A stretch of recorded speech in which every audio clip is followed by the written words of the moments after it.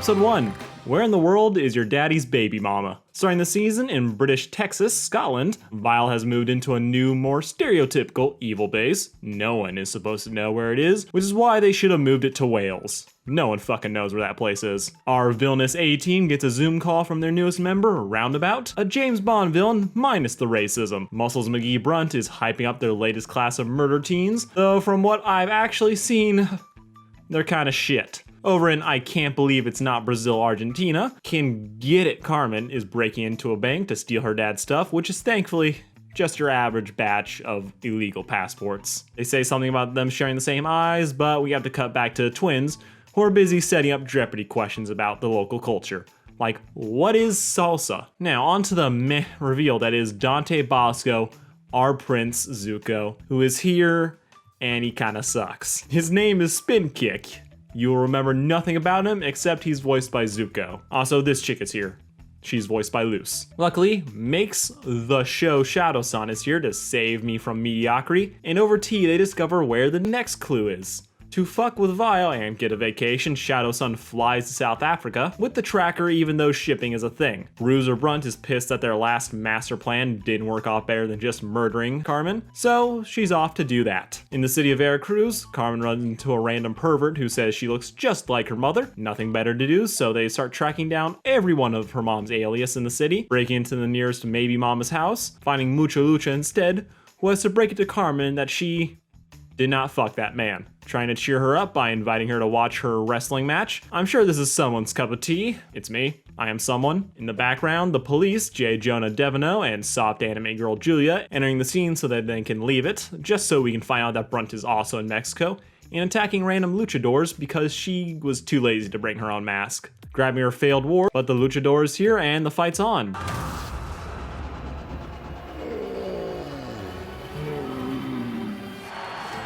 This dude has a red woman on the brain.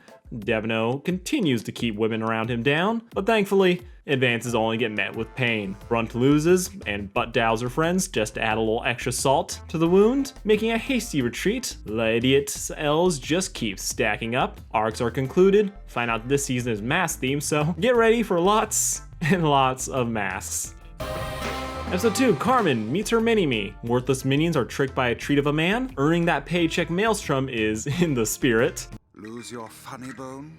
By my parallel universe name, Charlie Pants. Best, I said it once, and I'll say it again. They are the best part of this show. Give me more hijinks. Elsewhere, 1/3 of a good team are having a Day of the Dead episode, with an amateur thief trying to steal that one scary picture your aunt owns. Julia is quitting Acme because she's been ignored for 2 seasons, and she knows she can do better. Amateur steals a fake, dropping it off to her boss. Let's just call her Businesswoman. Businesswoman wants the amateur to go pro at Vile Academy. Gets an orphan, so this can go one of 2 ways. More Halloween shenanigans, with Maelstrom being way too into it. Hero Carmen tries to talk mean person to giving the orphan a better life, but falls for the old fake antique gag. Gingers are now left to save the day and succeed through pure American ignorance. Hope that wasn't worth a lot. Thief meets the slumming it duo, even she's not impressed. Carmen is here, redheads fail, Thief switches sides, something about morals, moderate comedy, and then they escape. Let's not focus on the dead parent stuff. Sandiego decides to go back into her regular save the art heroics, and Thief Girl has decided to steal back all the stuff she stole. Expect her in season 4 or 5, but mainly she's just doing this because of girl crush. More frustration from the Vile team, but I'm too busy reading into this line. My undead queen.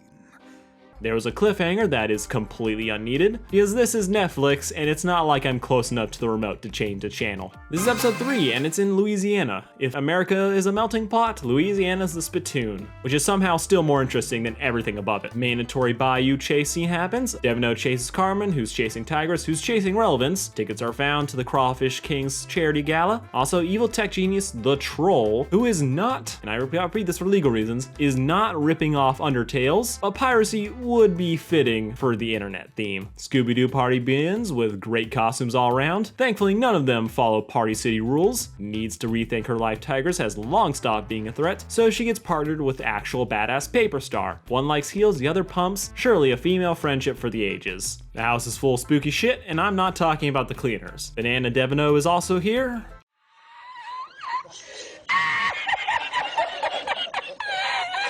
This boy, he just tries so hard, and it's kind of winning me over. Punk and Rock have kidnapped the king. They take the fight to the kitchen, which you know has a certain group of fans cheering. Pippi Longkillings gets thrown into a basement. Another one, realizing she never wins, dips. Lyle was trying to steal the charity money, but the download goes off safely. But this show still has 5 minutes left, and Paper Star found the secret formula in the basement. Luckily, the ghost of Dorma's past scares her over the edge, and we can finally call this episode over.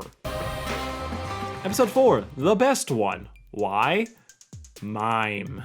Now this is all post-Halloween, so the treats are enjoying their candy. And now we're in Venice, a beautiful city that, take my advice, you only need about a day and a half to fully explore. The city has masks though, so it's perfectly on theme for this season. Partnerships are a go, though in Devino's case it's more like a babysitter. Today's heist is a mask exhibit with the best characters return. He of course gets the A-team to chase after him, leaving the lackeys to get his lackey, Neil the Eel, who's given up on his beach body and is in permanent rash guard mode, which explains the pale skin. The twink dynamic duo are not what you would call friends, but friends with criminal benefits still work.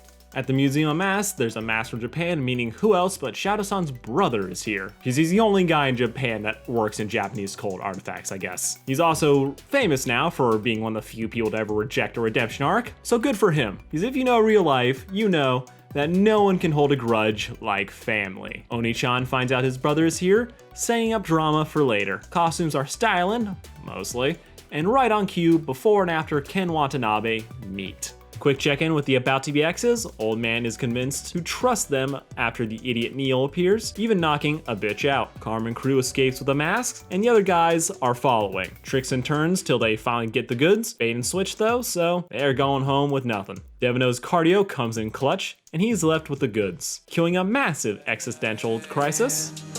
I'm sorry that I fucked up. Now we go through it again, where I gain another pain and I lose another friend. I fucked up. Cops find out Vile, so the mime ditches his boy toy, getting his makeup washed off, and fuck, I look like him. Elsewhere in the family always has to forgive trend, Shadow and Hideo make amends. Vilni has decided to step up their A game, with the Brit deciding, maybe now's the time to do something. Episode 5. London Bridge is overhyped, overhyped, overhyped. London Bridge is overhyped. Repeat of season 1 with a captured Vile agent mysteriously disappearing from custody. Might as well just make them police now. And Neil might be on his way to getting his mind wiped. Tip Top Roundabout plans to use the crown jewels to capture the red thorn in their side. Crime friends are in London and suspect a trap. The mask gimmick for this episode is brought to you by the letter V for Vendetta, the real life one. Dressing up as IT nerds, they hack into the system to find out the whole security will shut down for 1 minute, and in that window, Vile plans to take the crown. Operation goes off, Topo makes his one and only appearance in the season, which I'm fine with. Season had too much bottom energy as it is. Carmen gets caught, the police have her, Roundabout steals the jewels, dropping them off with Topo's baby daddy Leshev, only for this sassy Asian to meet the other sassy Asian, in a fight that I am just gonna call, Who's Your Daddy? Because that's all the internet was thinking during all of it. Helicopter's here and demands the villain turn himself in.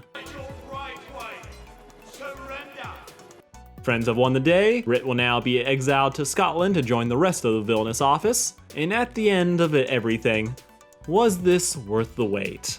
Kind of? The 5 episodes really killed my vibe. But hey, if it means I get more content more often, I guess I'll accept it. Thank you all for watching. This has been Sarcastic Chorus. Like, share, and all the other crap. I really appreciate you all contributing. Peace out. Have a great one.